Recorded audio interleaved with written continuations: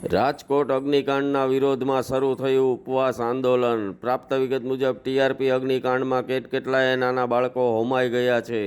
સત્તાધીશોને પાઠ ભણાવવા અને ભાનમાં લાવવા ઉપવાસ આંદોલન શરૂ થયેલ છે।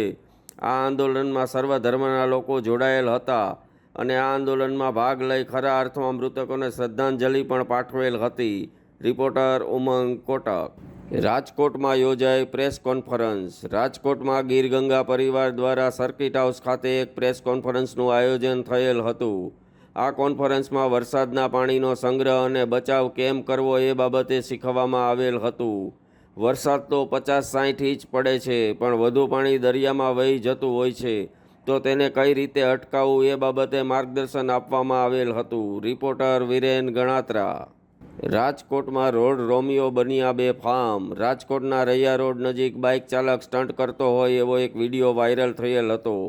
વારંવાર આવા બેફિકરા સ્ટન્ટબાજો નિર્દોષ પ્રજાના જીવોને જોખમમાં મૂકી આવા સ્ટન્ટો કરતા રહે છે, પણ સત્તાધીશો જાણે ફિલ્મ જોઈને મજા માણતા હોય તેમ જોઈ જ રાખે છે, આવું લોકમુખે ચર્ચાઈ રહ્યું છે। રિપોર્ટર સાહિલ સાગઠિયા।